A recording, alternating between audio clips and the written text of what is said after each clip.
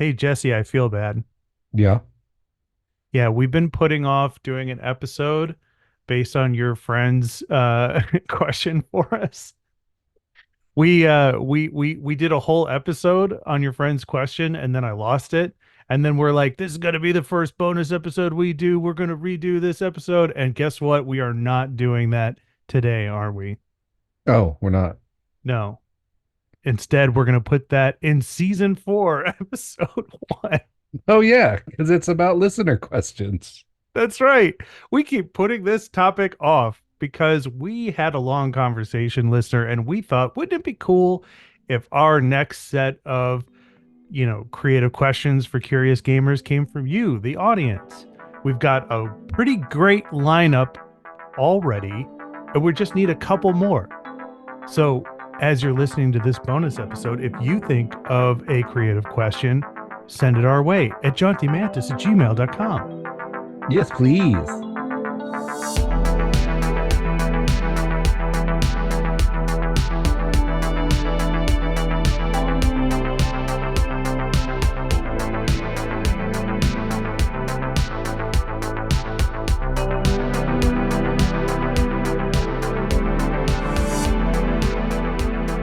Welcome, and well met. It's time once again for the John T. Mantis, and this is a special bonus episode in between seasons. I'm your co host, Matty, and I have with me my co host, Jesse. What up? What up, indeed? This is a podcast first full of curious questions for creative gamers, or it's full of creative questions for curious gamers. I keep forgetting which one it is. It's been a while since we decided. I think it's probably pretty interchangeable. That's true. And in bonus episodes, we don't always do role playing game shit, but we do nerd adjacent shit. But Wait, are we today, we have a bumper for this, don't we? Are we replacing it? yeah, we're not doing the bumper anymore. We're freeballing it from, sorry, freestyling it on the Jaunty Mantis. Okay. In this bonus episode of the Jaunty Mantis, we're going to be talking about Trophy Dark. Which is totally transgressive. Jesse, didn't we already talk about Trophy Dark? We did. I was curious as to why you'd want to talk about it again since we just reviewed the book. Did something happen this weekend? Yeah. And that long car ride home together, well, actually to the airport when I was dropping you off, we talked about doing a bonus episode about Trophy Dark as Jesse and I played it this last weekend at the time of this recording. We met up with some friends, did the whole lake thing, and at night we played Trophy Dark. And then at lunchtime we played Trophy Dark. Oh, that's right. Yeah. Because there was an extreme heat warning in effect. And it was also too spooky to finish at night. That's true. And we were also drinking heavily. Yeah, it was about 11:30 and like 9 beers in, That's like true. when we hit ring 3 on the first night. So, Before we get into our thoughts about our actual played experience with Trophy Dark, I do want to say it has been years, over 5 years, since I've actually played in an in-person game. The last time I played at an in-person game, I think was pre-pandemic. And it I had gotta been say, I really miss it. yeah, it had been 2 weeks for me, so I'm not quite in the same boat. But I also understand why you really miss it. Yeah. I just, I love the fact that we have stuff like Zoom available to be able to connect us over great distances. Obviously, the people in our gaming group are not all in the same place, and it would be a great injustice if gamers could not game together, even remotely. But I will say there's just some sort of fucking magic with doing it in person. Like just being able to feed off of that in the room energy and there was a moment while we were playing Trophy Dark because Kurt and I were sitting next to each other. And there were times where Kurt and I were role playing, even though the spotlight was now no longer on either of our characters. Like Jesse ran this game of Trophy Dark, and when he was engaged with the other side of the table, we had four players. Kurt and I continued to role play. You can't do that over Zoom because it's too disruptive. Like, can you imagine like two people trying to continue the role play while the GM is trying to like, you know, run the rest of the game? It would be No, I've had lunacy. that happen on Zoom. You're right. It's terribly disruptive. Oh my God. Yes. Yeah. So I just want to say like there that I God, I missed it so much and it's making me really pine for it again. I've said this before. It never made any sense to me in the past when I would talk about how I was a gamer, play D&D, and then whoever I was saying that to may or may not have said something like you'd rather like sit around and roll dice than go out and like get get drinks and talk to girls. And it's like I do that too. Like sitting around a gaming table is a very social experience.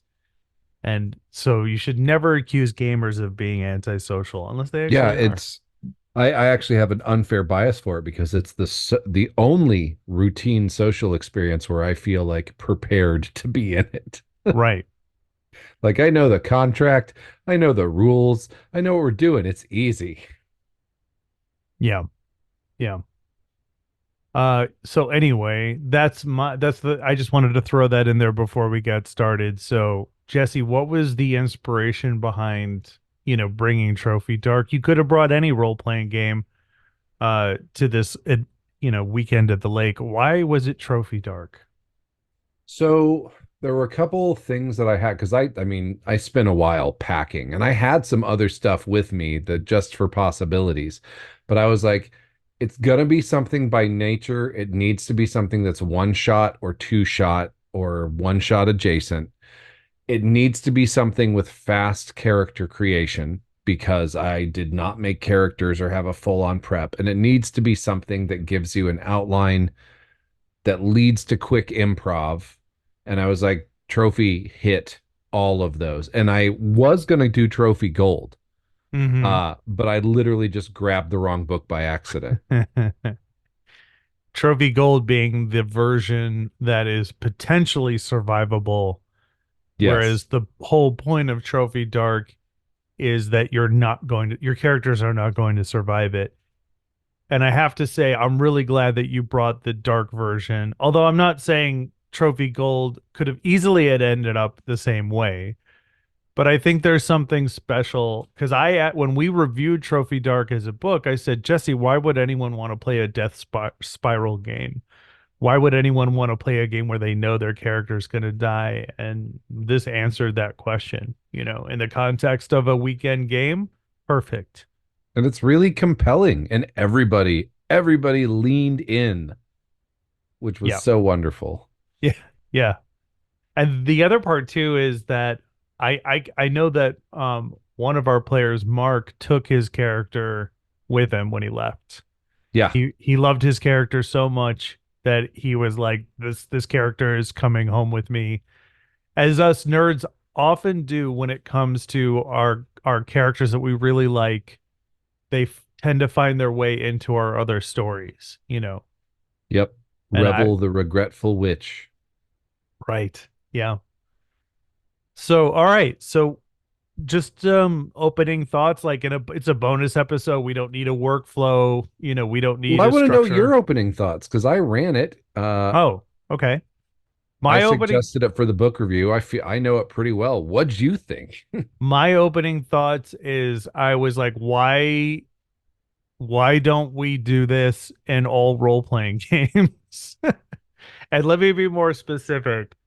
So the idea behind Trophy Dark, either to kind of expound on our previous episode, or maybe you didn't hear that episode and you're just hearing this for the first time, feel free to press pause and go back and get the Trophy Dark episode, or stay listening, whatever. But um, the idea of the way Trophy Dark is played is that whenever you do something, you have to assess a risk. And when you assess the risk, there has to be a consequence. And then when you try to roll to succeed something and not meet the punishment end of the consequence, there are ways to influence that effect by adding more dice. And to do that, you can do what's called a devil's bargain, which gives you an extra die to help you succeed. But there's a weird consequence, like an evil, sinister consequence that takes place as a result. And that's a go ahead. The book lists some possible ideas as the party is separated, you lose a treasure you found, some of your gear gets destroyed, things get worse. Mm-hmm.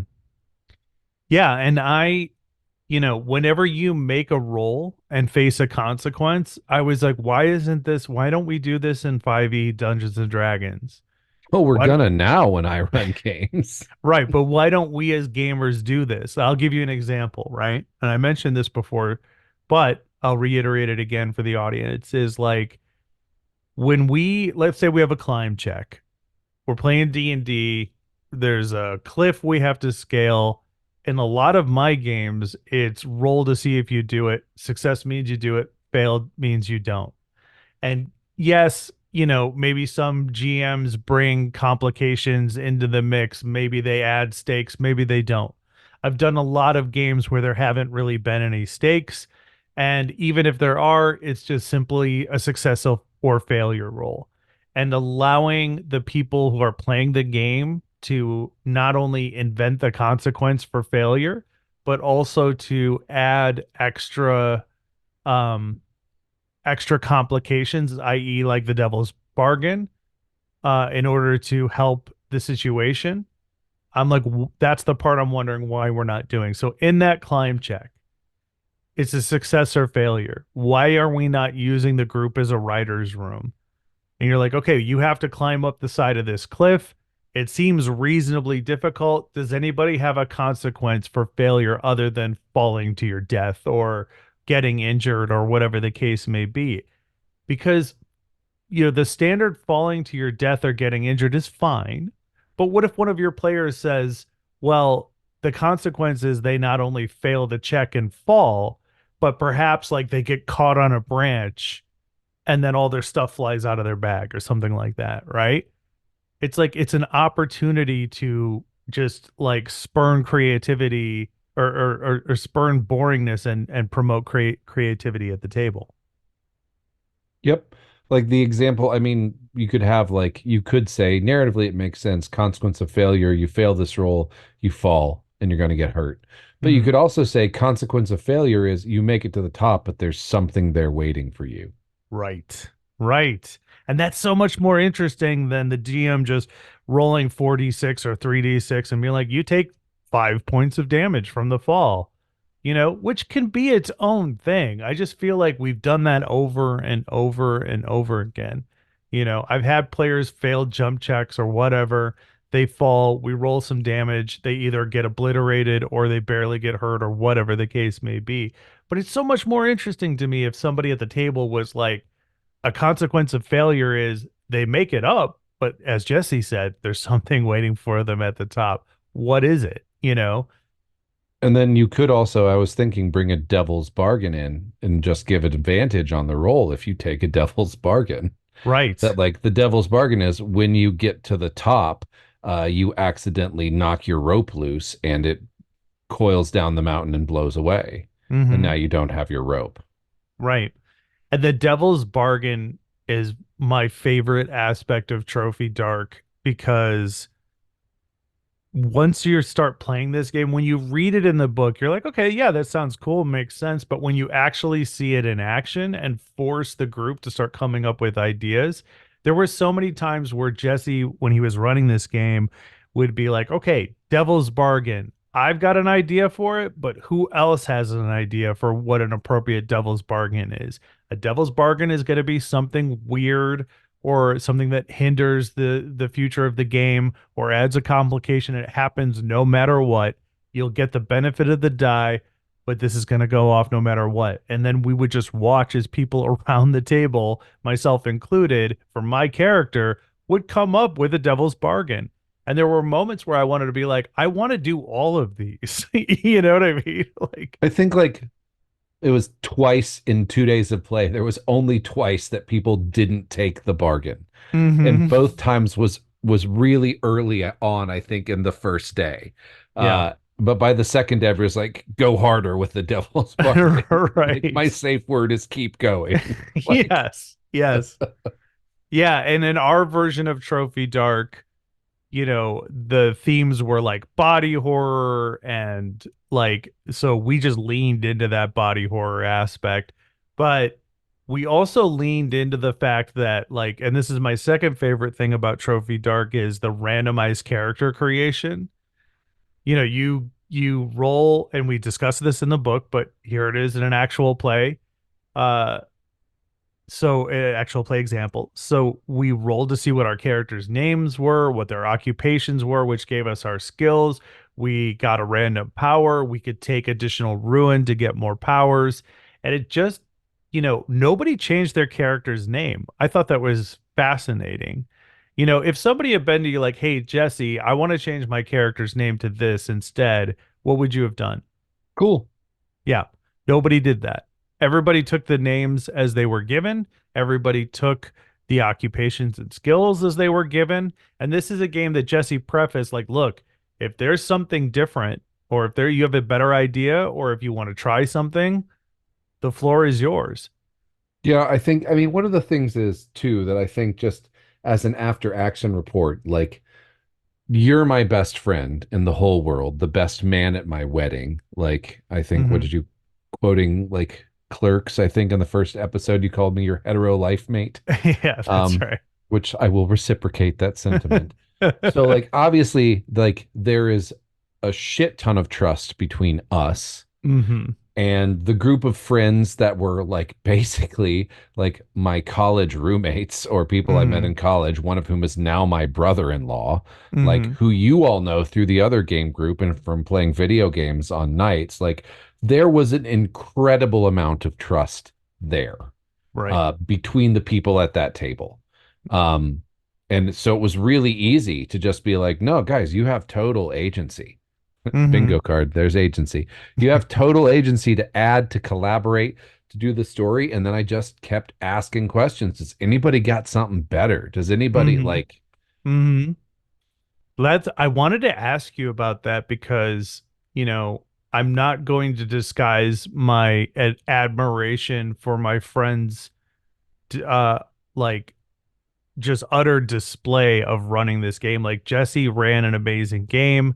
When I would like, there were moments where I was sitting there going, "Do I start taking notes right now?" Like when I run Trophy Dark, and I'm going to run the same incursion that he did because I want to use how he did it as a template for my first game.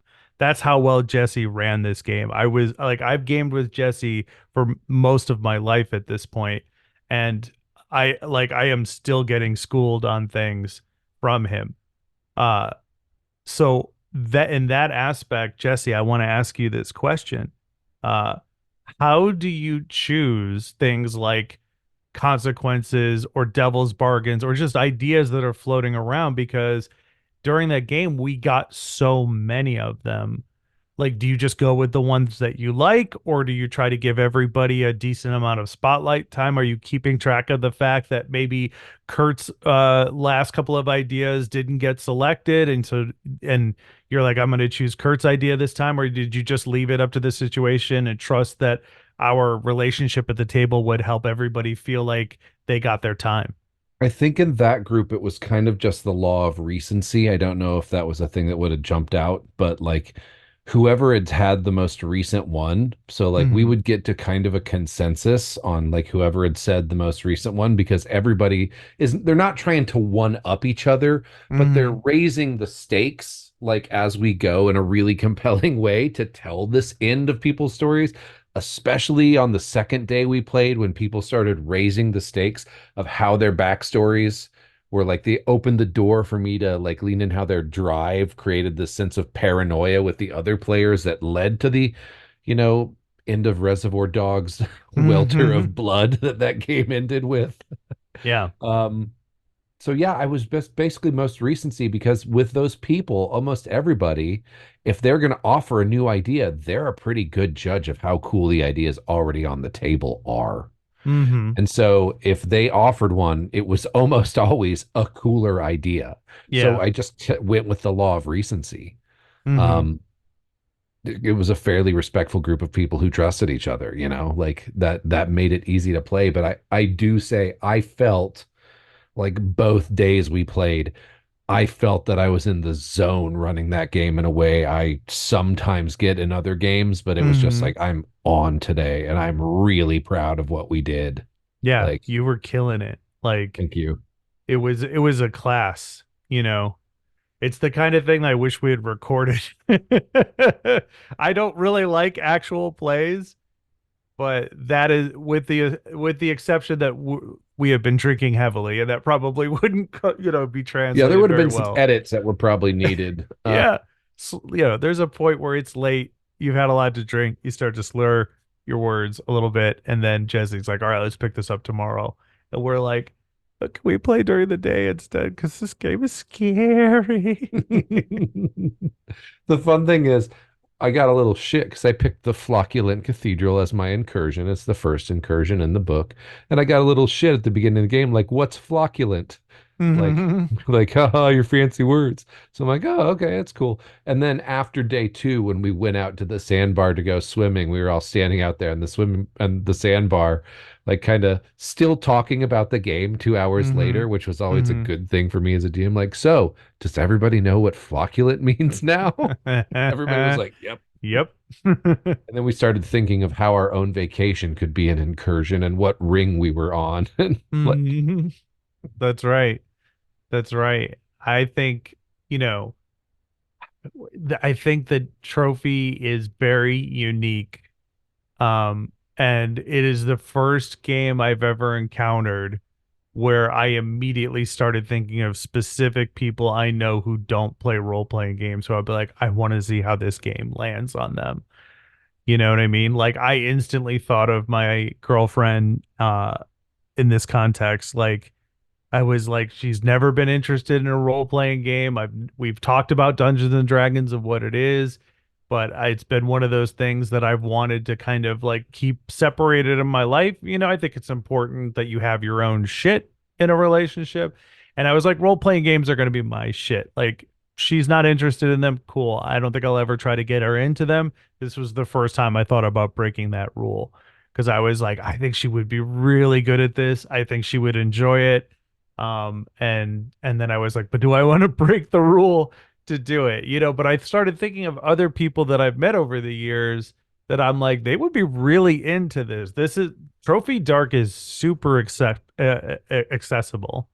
yeah, yeah, but it's one of those ones where, like, I'm not saying you and I are both, fairly open to new ideas in the gaming scene, and I think we all realize that stories that we tell can actually impact people, and more than anything, I know some, if I actually can't think of listeners I know face to face who would bristle at this, but like Trophy Dark is one where you kind of want to probably bring in the safety tools or at Mm-hmm. least the content warnings Mm-hmm. because it is a horror game. Oh yeah, for And sure. like, okay, content warning, body horror. One of the conditions that came up was my brother-in-law's character, his lips got really dry and he kept licking them, his tongue darting out, and then they got drier and drier, and the splits in the dry lip were way too regular, like they were segments. And then the final culmination of that near the end, as he was climbing up a wall and got tangled for a second, and this millipede climbed out of the wall and its antenna twitched with the antenna at the corner of his mouth, and his lower lip peeled away as a giant millipede and crawled back into the woods with him. Mm-hmm. Fucked up, horrible shit. Hell yeah. But here's one I want to preface is Jesse just described the culmination of multiple people at the table inputting in on this. Like the idea of, his character having to lick absently at his own, at his lips and his mouth, that came from me. The part about the millipede coming up to his face, that came from Mark. The fact what Jesse did kind of left out, or I don't know, did you mention the forked tongue part of it? That came from Patrick, and then there were different aspects of it. Jesse brought in throughout in order to and to the point where I remember you saying, I didn't forget about this. Like that was another thing is like how did you how did you pace it? Like how was it just you just went all natural? There were things where it was like you just found the perfect moments to bring them out. Like that, for example, when Jesse brought this part back into the story, he was like, "Oh, I didn't forget about it, guys," because we were like, "Oh yeah, like that weird thing that's happening with the mouth." So how did you decide, when to kind of hold on to stuff and when to just. It was basically I was just following the stuff I was excited about. And then I was also like, so another thing, and I had mentioned this, um, like the when I had been in Florida like 2 weeks before with Kurt had got the Mothership like mega box set. And the Warden's book, which is the Warden's Operations Manual, which is the DM book for Mothership, which is a sci-fi horror game. We didn't review it. I was aware of it, but we didn't review it on the season. I had seen this guy on TikTok going on like, this is the best instructions for running games you will ever find. Get this book if you run games. And I'm like, oh, okay, sure it is. But Kurt had it, and I started reading through it, and I was like, oh my God, this is the best instruction manual for running horror games I've ever seen. But it has this thing in it for like setting up the flow of the story and pacing, and it's this guide, and it's a little acronym called TOMBS, like a tomb of Mm-hmm. the dead. Mm-hmm. So it's the T is for transgression. The players transgress, or someone transgresses in a way that awakens the horror. In this case, entering the forest of Old Caldur to seek the flocculent cathedral was the transgression. And then there's the omen, where you see signs of what this great evil or thing monster that's out there, but you don't actually see it. And then it manifests where you see it, and then you battle it, and then it's slumber. And that cycle of transgression, um, omens, and so on and so forth just is a great. And I was just doing that. Mm-hmm.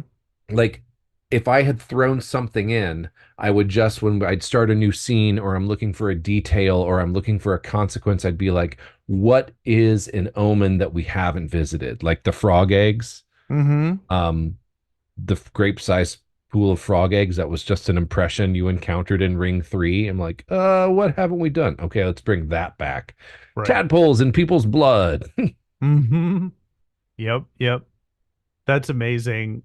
So, oh, well, there's a thunderstorm happening. So if we lose connection, otherwise I'll just edit this little interlude out. Or maybe I'll just fucking keep it. So if I lose connection, you know why. I Yep. saw a spark of lightning and then there was just some thunder. Um, oh, there we go. There it is. I don't know if you saw that. Oh, you saw it and heard it? It's Yeah. right on top of you. Yep.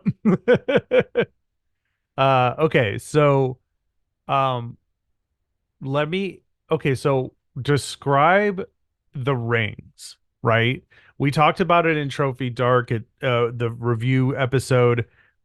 You have rings, there's five of them. Each one of them is getting progressively worse and upping the stakes. How how did you decide which threats to use at which level? Like, was that covered in the book specifically, and I'm just not remembering it, No, or it's covered in the book. Yeah, like, okay. so it'll be like circle one. For circle one, here is a threat, and then here is a temptation that keeps the players going on. So each one presents that, like, and we covered all the threats that were in that. The Mm-hmm. Rittermott was a thing I added. Mm-hmm. It wasn't one of the threats, but I was like, that's out there because, you don't like the first circle, you should run pretty close to the book. Mm-hmm. Typically, in the first circle of an incursion, you're going to encounter folk, or some people who can actually be defeated through a risk roll. Yeah. And this is a distinction the game makes. That's a mechanical term. Monsters cannot be defeated. You can Mm-hmm. only get away from them or slow them down, but you Mm-hmm. can't destroy them and defeat them. Folk are different. They can. And so in Ring 1, you guys met that merry band of bandits, Yeah. uh, who were super creepy and weird, and, you know, scum and had some role play there. So that's ring one. Meet some folk. It's going to seem pretty normal, maybe a hint of something ominous, the beginning of the omens. In ring two, it's going to get weird pretty quick. Hmm. And then ring three is an interlude where you start to sow distrust between the treasure seekers, which paid off so well because you guys were so open to that, which was great. And then ring four is like a rapid escalation of things, and then ring five is like depths of hell, fever dream, horror, the end. Right. And, when we talk about stakes, in the different circles, I called them rings earlier, but in the different circles, when you talk about like upping the stakes and the consequences, a lot of that came down to the table. I think in games like Dungeons and Dragons, we're used to the game master telling us what happens and then we react to it. And from the first moment of our Trophy Dark game, you let us start making changes to basically whatever we wanted. And I'll give you an example. The merry band the merry band of creepy guys at the beginning, the bandits, um like we knew they were nefarious. We knew it wouldn't go well to in the encounter, but we also knew that we needed to encounter them. That was the scene you were setting for us. So we just openly engaged with them. They offered us drinks, and we created the idea that the drinks were poisonous and harmful. And that was a suggestion that came from us. I don't know what it says in the book. It might have said in the book that they're trying to poison you by offering you drink, or it No, may all it not. says in the book is like if the PCs are friendly and nice, they will drink and celebrate and let them and join their revels with them. But when they try to move past, they will demand a toll. Mm-hmm. That's Okay. literally their only motivation. Like if you're chill, they're chill, they'll drink with you, they're having a good time. But when you try to move on, they will ask for a toll. And that also happened. Yep. But leading up to that, it was somebody at the table who had said the idea that they thought that they were trying to poison us. And Jesse had said, "Oh, how would they go about doing that?" And it somehow turned into when one of the player characters went to go take their drink, they looked into their drink and they saw that there was a worm in the drink. And that was entirely volunteered by the player characters. Hmm. And then there became this whole thing around the worm in the drink and what that means. And, some people were taking it out of the drink. Some people were just like slamming it back. My character, I think, like popped the head off of the worm because my character was a ranger with like skills of nature and hunting and beasts. And in order to like deal with the situation of being handed a drink and being expected to drink it, how was I going to get through this resolution? And so I, was invited to use my skills. And I said, well, my guy's a ranger.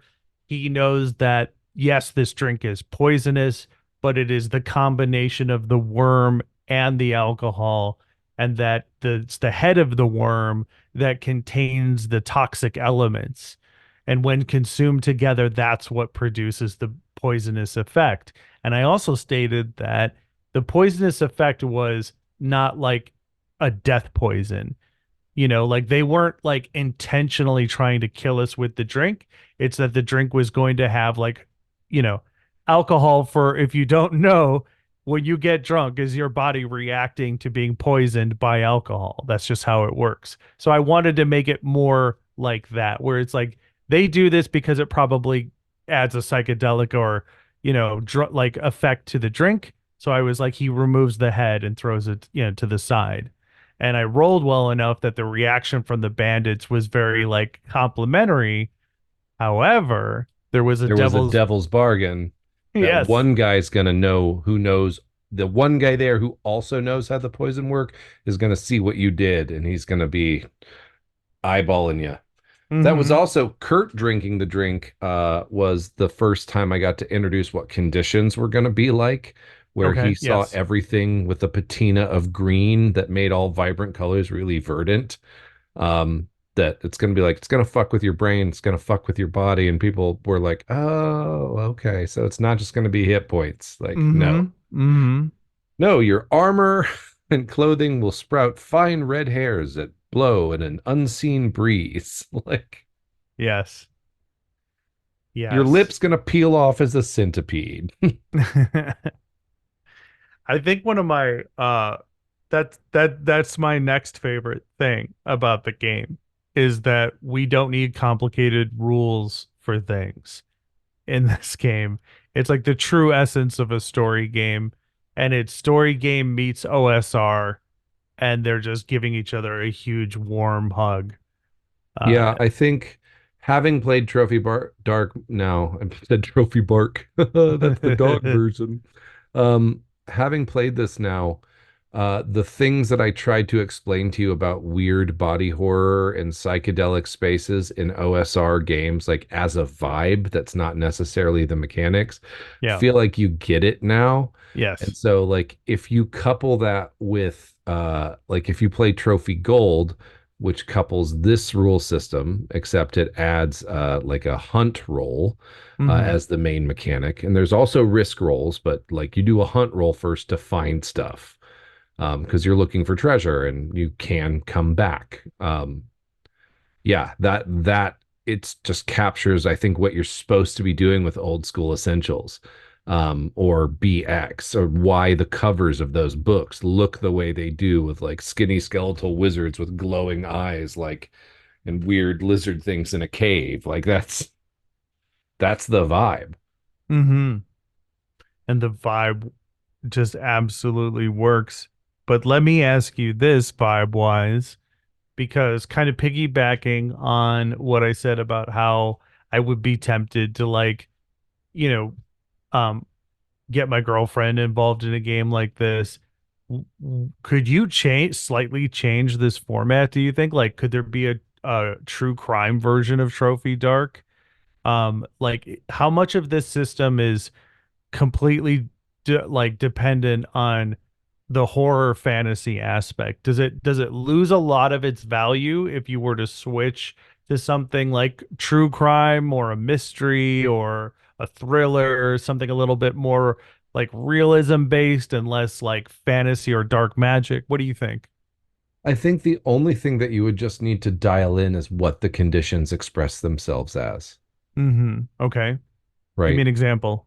So the conditions express themselves in the flocculent cathedral as like moss, worm, and insect and frog-based body horror transformation shit Mm-hmm. most of the time. They can also be just broken bones, Mm-hmm. deep cuts, um, like, you know, deflated lung. Like it's Mm-hmm. really anything that makes sense with the fiction. So you could have the conditions that come with marking ruin, and ruin is a thing in Trophy Gold as well. You could, as long as you're tight with those, yeah, I think you could do it. But there's gonna be an arc. Like things are gonna escalate. If you're telling a story that isn't the kind of story where things escalate fairly quickly towards a good sense of urgency and a very real risk of death, I don't think Trophy will do that without some major hacks. Mm-hmm. It reminds me of I think this was on a classic RPG podcast called Fear the Boot. I think they still make episodes, but like they were one of the early days, like prominent, really well done role-playing game podcasts.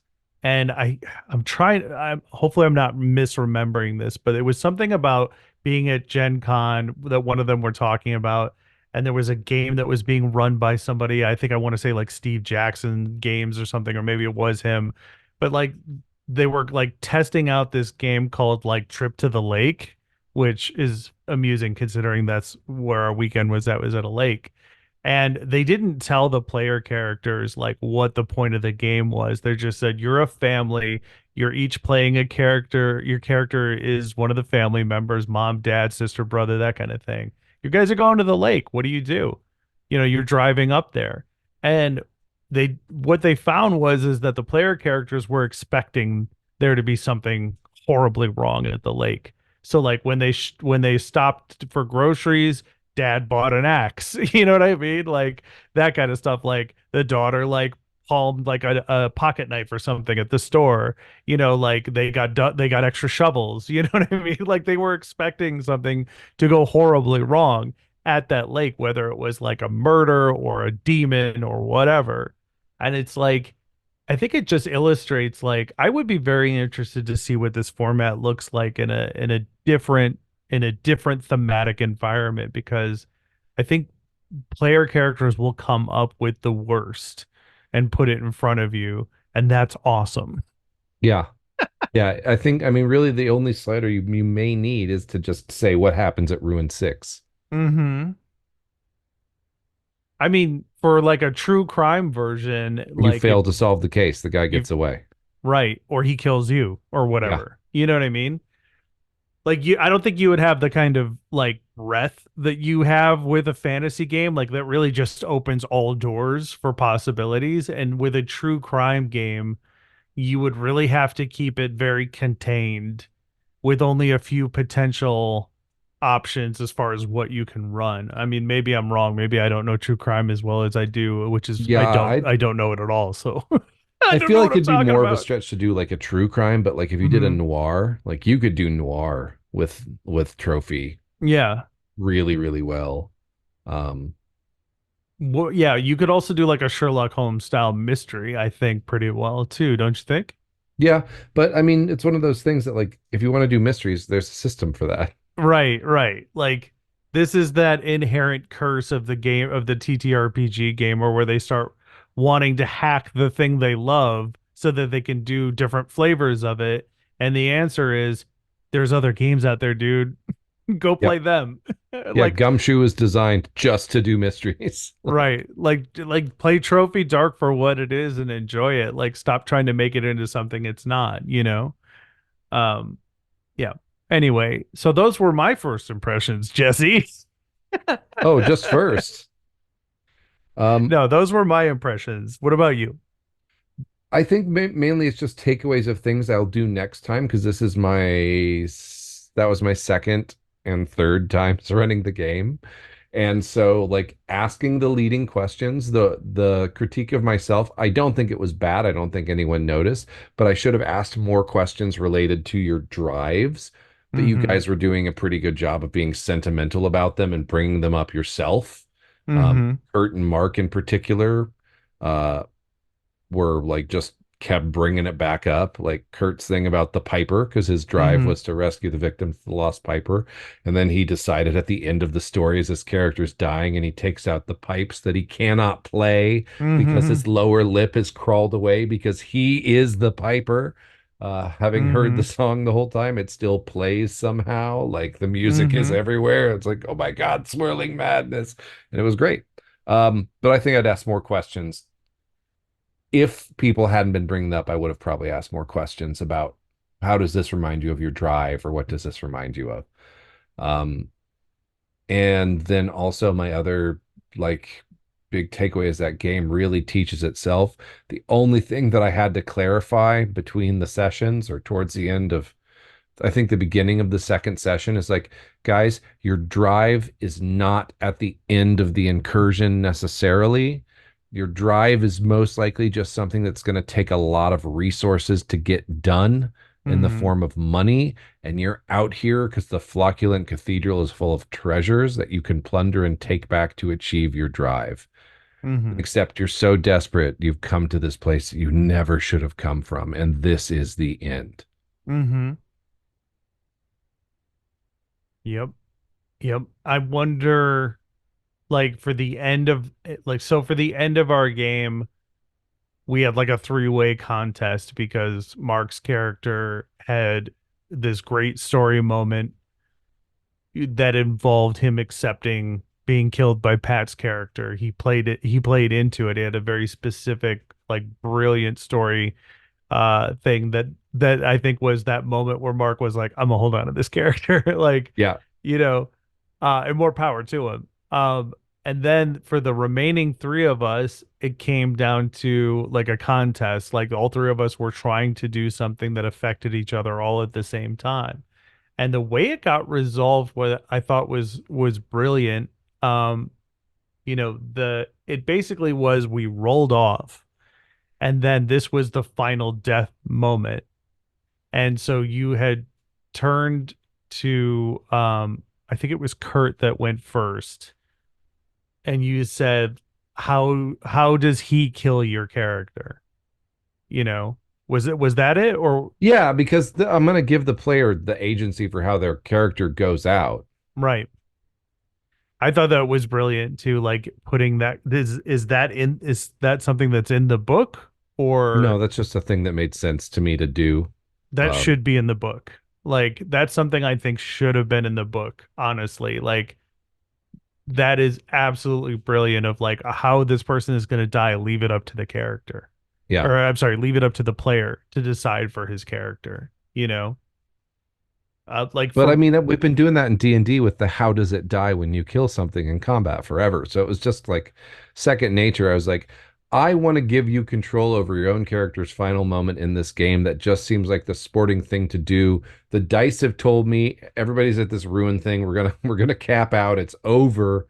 He's mm, gonna kill you because everybody's also okay, sorry. Context, there were these saints that were like luring them on and promising them things and telling them that they could show them where the treasures in the cathedral were, but it was going to take blood, mm, blood touched by the fin, lots of blood to do it. And then each player, I'd ask the question, like, how is your saint more sublime than you ever thought? That was in the book, by the way. oh Um, nice. and also what is the fell spirit possessing the treasure seeker next to you, which is Mm, their saint. So everybody's paranoid, everybody's getting told they need blood for treasures, everybody thinks everybody else is possessed, we're going to go for it, everybody's drawn blades or whatever. And then mm, I just went in order of resolution from like least successes to most. mm. And it worked. Yep. We all had a great time. And then the one surviving character basically like killed themselves to like give the cathedral blood at the end because Mm. it was fitting for the game. Like And what would have happened if he hadn't killed himself? Like what he would you would have have got the done? treasure. And then what would have happened? I would have done a risk roll for making it back, and he might not have made it. He was at 5 ruin, but if he had made it, he would have made it back, deformed, hideous, mad, to tell stories about the great treasure in the forest, in the flocculent cathedral, the ones he couldn't bring back. And then another group of desperate treasure hunters would someday go looking for it. So let me ask you a question then. Would you advise people to try to play this game to survive it? No, no. In fact, Okay. the book says like lean into the end. Like Mm-hmm. that's why we're playing. If you're playing Trophy Gold, yeah, play to survive. Mm-hmm.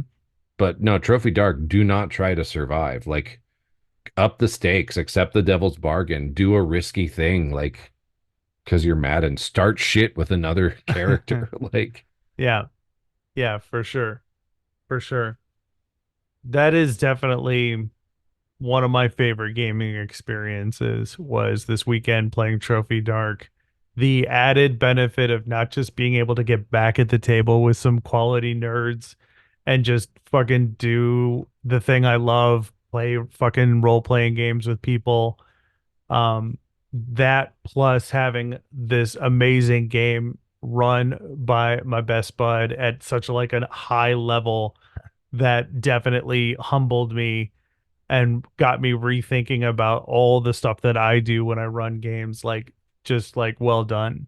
Like, just an amazing couple of sessions, and I think it speaks volumes about the kinds of things we talked about in that episode, takeaways from Trophy Dark. Like in that episode, I had said I want to start doing games differently. I want to ask more questions. I want to preface, what is going to be in the game to kind of allude to what we're getting at. And then I also wanted to plan for 2 sessions. And after this weekend, I'm like rock solid on that. Like that is definitely going to change the way. Like I'm only going to plan for 2 sessions of like story content.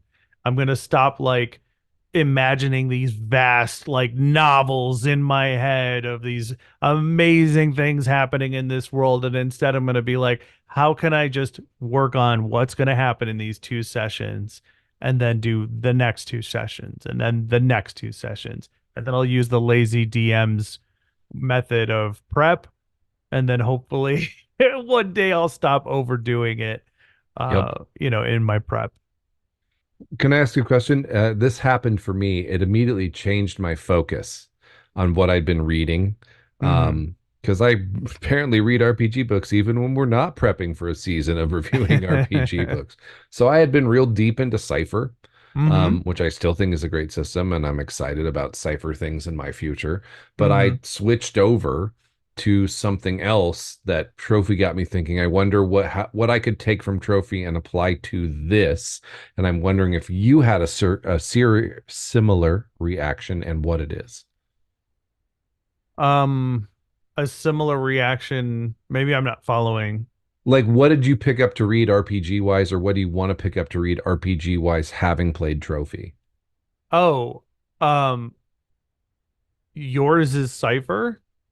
No, I was reading Cypher Oh, you were before, right. and then Trophy changed it. Okay.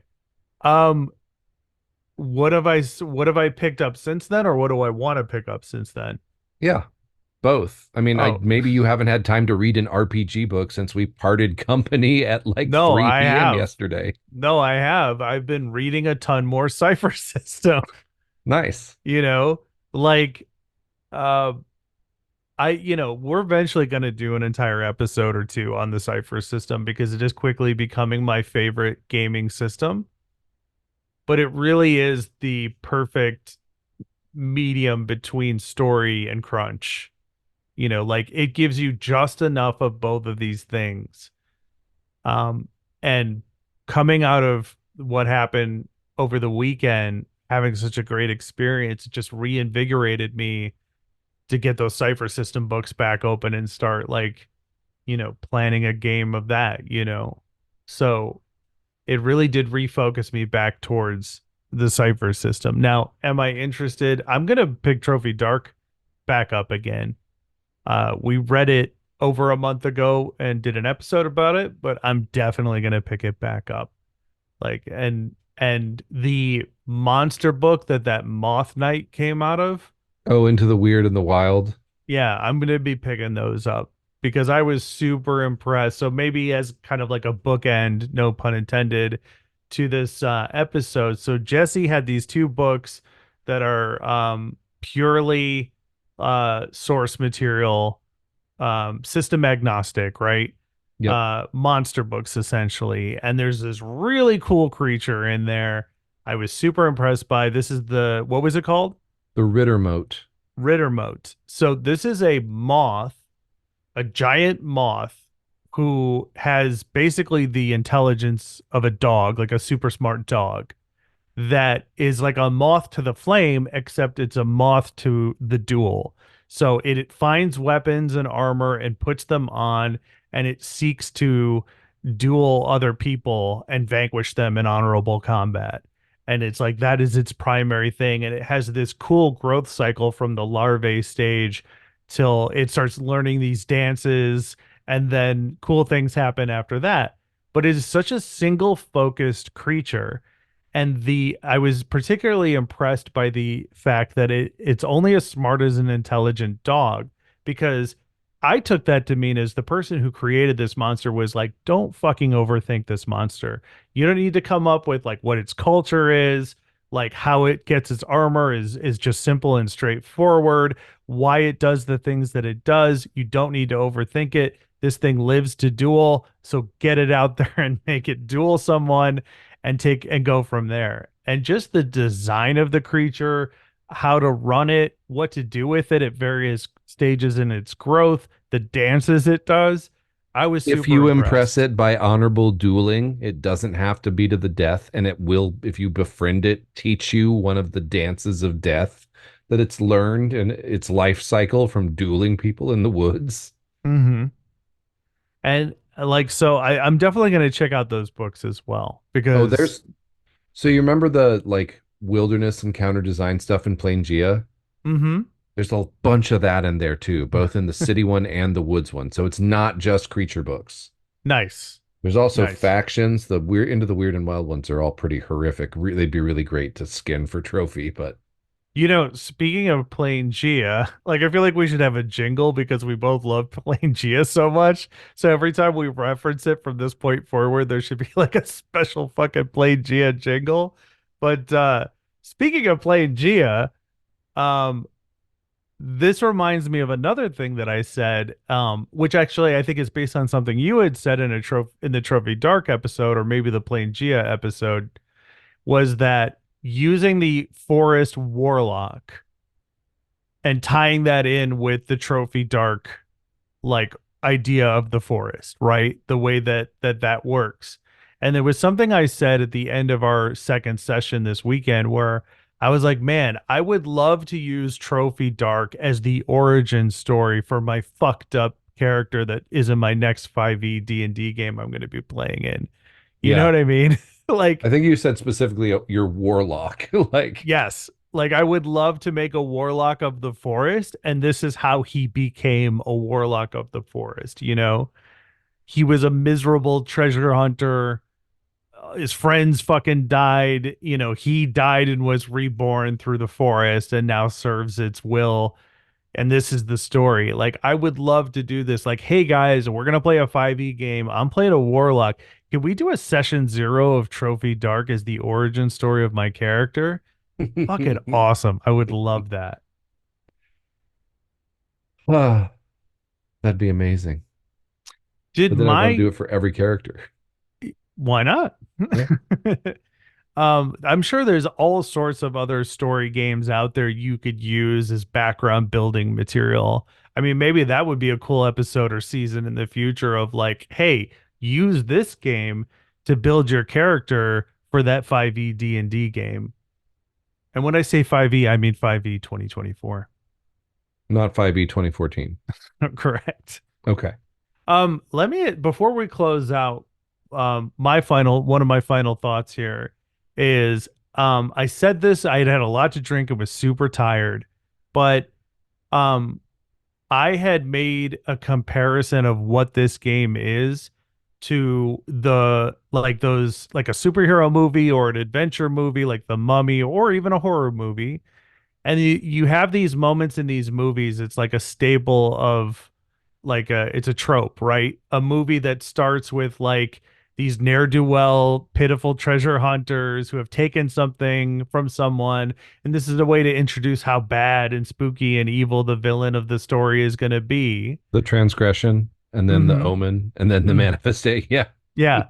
Was that a so what I was describing is you know how that happens in a lot of movies? Trophy Yeah. Dark is the story of those characters in that moment in the movie. Yeah. The normal guys that get killed like 5 minutes in. Yeah, like there's Yeah. something chasing them, and then they're like grabbing each other, and they're like, "What are we doing?" Like, just run, you know. And then they separate. One of them falls on something spiky, and whatever. Like it just rolls downhill from there. It gets worse and worse and worse. Was that accurate, or was I just super drunk? No, I think that's very accurate. It actually made me think. I read about doing that as a technique for session 0, like to Hmm. give the PCs like just normal scrub people in the universe and introduce your campaign villain that way. Like Oh they're the Watchmen. I yes. think the example was they're the Watchmen on the tower and like a mind flayer comes and hunts them one by one. And then you're like, okay, last one's dead. All right, now we're gonna roll our characters. Let's go. I did that at the start of our Rogue Trader campaign, and I don't know how much time I have to go into this. You There have all are the time you need, torture bud. elves in space. They're called the Drukari or the Dark Eldar. And amongst them, they have this caste of warrior called Incubi, who are basically just devoted to just slicing people in half with swords. It's kind of all they do, it's all they train for. They just really enjoy doing that. Um, and they're deadly, incredibly deadly. So I wanted there for some reason to just be one on the PC's ship.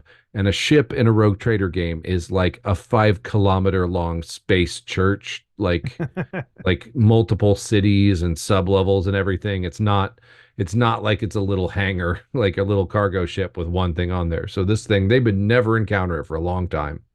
But I made Mhm. them play like underdeck scum, like trying to go replace some fuses or something down below, and they get hunted by this thing one by one. Nice. And then the campaign ended before the manifestation of that as a challenge to the PCs could ever be revealed. So Dude, I love it. I want to fucking steal that. I want to put that in my next game to introduce the big bad evil guy, as they call it. Um, I but love now I want to everything do you're it in saying. trophy instead of trying to do it in the system of the game, normal game I'm Exactly. going to run. Exactly. Do it in trophy. All right. Any final thoughts? I'm just super glad I got to play with such a talented group of players who were so creative and generous and like attentive to each other and me. And it was just a really transformative experience in running games for me. And shout out to Mark, and shout out to Pat, and shout out to Kurt, and shout out to you, of course. Thank you. Yeah. And thank you for running that amazing game for us. Like, oftentimes being a GM can be kind of a thankless job. And listeners, when your GM does a good job, or you know what, maybe sometimes when they don't even do an amazing job, but they do the job, say thank you. Say, hey, thank you for running the game. I had a lot of fun. Appreciate that because it does take more time and energy and focus and certain kinds of skills to do that. So, hey, if you haven't thanked your GM recently, Jaunty Mantis says thank them right now. Send Yeah, them that learn text. when International GM's Day is. I don't remember what it is. There's an International GM's Day. Yeah, I always forget until I see some content online about it, and then I'm like, "Hey guys, thanks for the recognition for Hmm. GM's Day." So I'm just a sour dick about it, you know. Gotcha. Yeah. All right. Well, on behalf of these two sour dicks, this has been a bonus episode of the John D. Mantis. Now, I know we said our first bonus episode was going to address our one of our listener write-ins, but Jesse, what are we going to do instead? Uh, we're going to do like a season of creative questions for curious gamers, which is what we started with. We're going to go back to that form, but we're going to try as much as possible to include questions from other people who are not us. Mm-hmm. And so from this point forward in bonus episodes, we're going to try really hard. I'm crossing my fingers on camera now.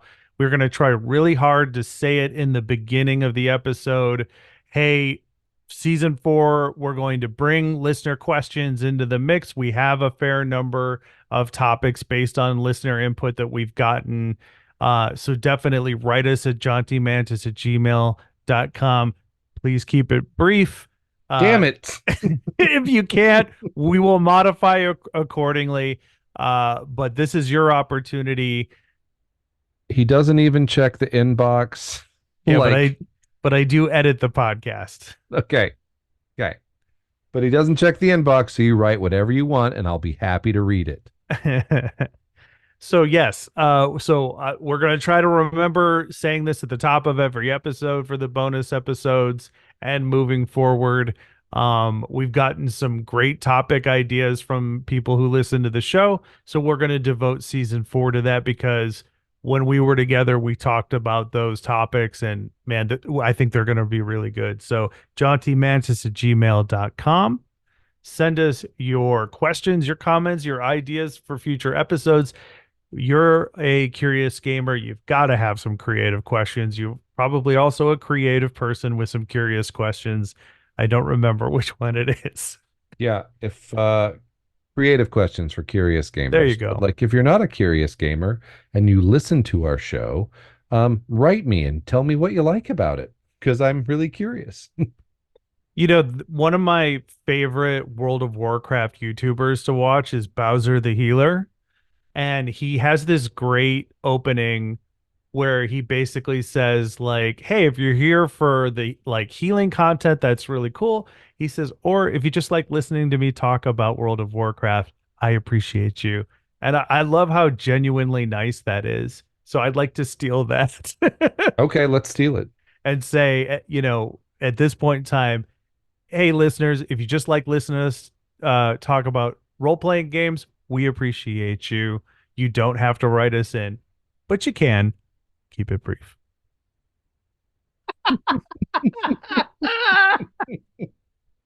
And give us a brief 5-star review on iTunes too, Or don't.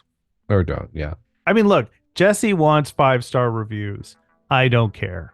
I So just think, for that would help more people hear us, and I like what we do. We do it. I don't think it's garbage, and I'd like if more people heard it because I think it's helpful. And that's the we only way we're ever going to get that message out that we do reviews. You can send me books, I'll read them. That's true. That's true. So, with the utmost amount of respect and grace for my beautiful best friend here, get out there and play some fucking role playing games or some shit. Go out into the forest seeking treasure, betray Yeah. your friends, Or some shit. or some shit. Don't poop in a lake.